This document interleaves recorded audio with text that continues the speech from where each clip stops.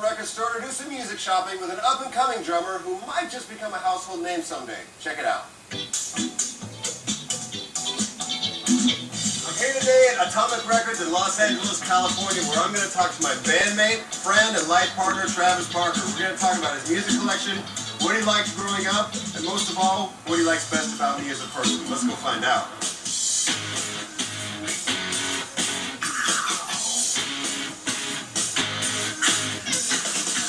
Remember the first album that you ever bought?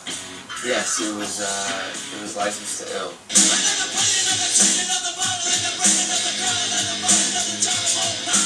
That was the first one I got on my own money. Yeah. Everything else was like, you know, I had to listen to like my sister's music. And what was it about this record that you loved so much? I mean, I didn't even know how to classify it as like rap music or rock music at the time. I just knew it moved me. I knew they were talking about stuff that I liked.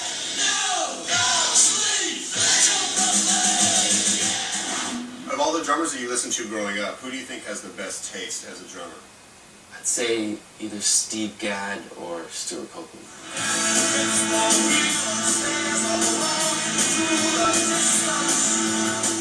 Kind of Stuart Copeland's thing was overplaying, but that was his signature and that was his sound. What it was is, I guess, like me finding drummers with sounds.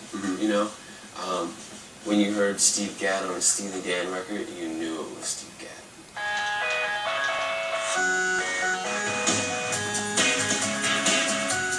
One of the things that I've always found really fascinating and confusing about you is your musical taste. Like, when we first started playing together in Blink, all that Tom and I listened to was punk rock, and then you came in and you're listening to like Wu-Tang Clan and all these, every kind of music. And so let's talk about that. Let's talk about some stuff that you've picked for today, something like an Al Green. Al Green, I mean, you can never be mad at Al Green. Because I know as a kid, like, when my parents tried to, you know, put me on to stuff like that, I was so resistant. Right. You know, it's like, oh, come on. I just wanted to listen to, you know, something ignorant at the time.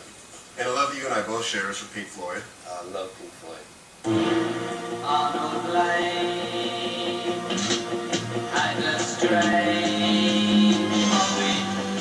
It's like not music you get like pumped up on to go and get ready for a show or go to a concert or something. It's more like just chill music. And The Clash. I think you and I both love The Clash. Yeah, it's such a great band.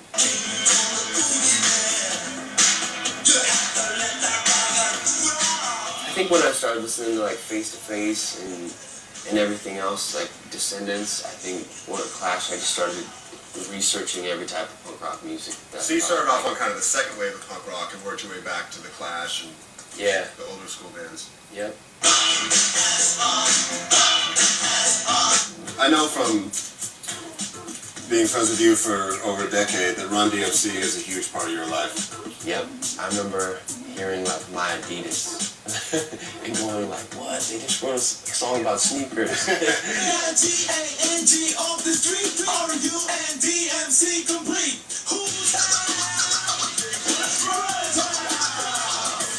If you had to pick a hip-hop album for a guy like me that knows nothing about hip-hop and say, this is the album that you need to get started with, what would it be? I like 36 Chambers. I was on an Aquabats tour, and by the end of the tour, everyone in the Aquabats knew almost every word to like the first side of 36 Chambers.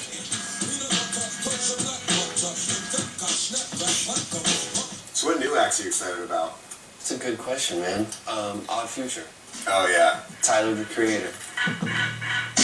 I'm a walking paradox. No, I'm not a threesomes, but a fucking triceratops. I'm reptile, rapping as I'm mocking death rock stars, wearing synthetic wigs made of anwars, dreadlocks.